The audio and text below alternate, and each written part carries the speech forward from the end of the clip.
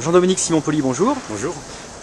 Pouvez-vous nous expliquer pourquoi, selon vous, l'intersyndicale a appelé à 2 nouvelles journées de mobilisation contre la réforme des retraites, alors qu'apparemment c'est plié et que le président de la République ne reviendra pas sur son texte de loi? Il y a d'une part ceux qui considèrent que la réforme ne s'appliquera pas en l'état, du moins qui espèrent que le vote du Parlement, quel que soit le vote du Parlement, la réforme ne s'appliquera pas.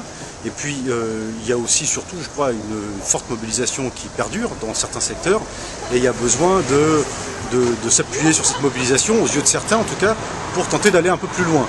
Donc c'est un pari qui peut être gagnant, mais en même temps qui est risqué, puisque cette période de vacances n'est pas aussi propice au maintien en tout cas des étudiants et des lycéens dans la mobilisation, au moins des lycéens.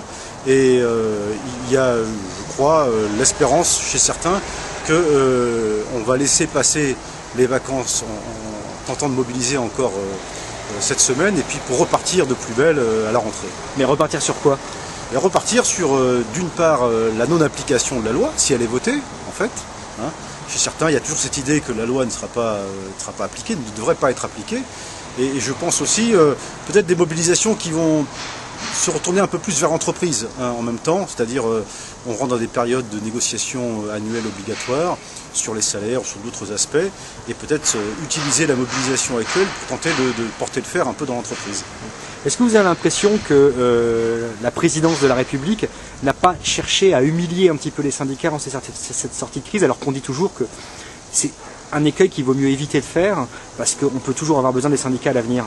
Il y a le sentiment, effectivement, que l'intransigeance des pouvoirs publics et du président de la République, en l'occurrence, cette intransigeance, elle n'est pas de bon augure pour la suite des événements. C'est-à-dire qu'il est toujours utile dans un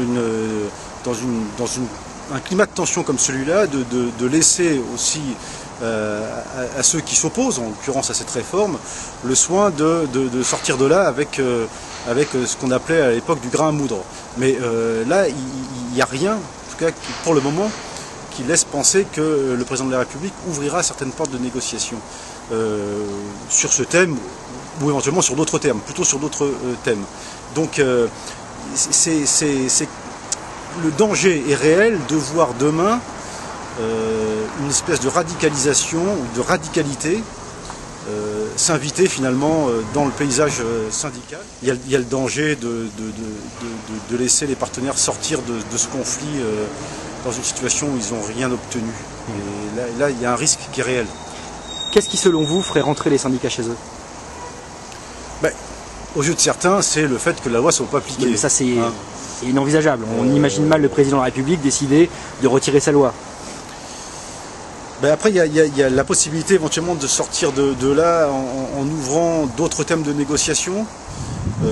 C'est un peu éventuellement ce qui est proposé ou envisagé par certains.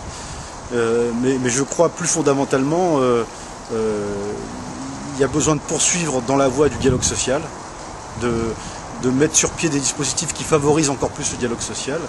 Et peut-être de ce point de vue-là, il y aurait matière à aller un peu plus loin que la loi du 20 août. Et ça peut être une porte de négociation future, en tout cas un thème de négociation future pour les partenaires sociaux. Jean-Dominique Simon-Poli, merci.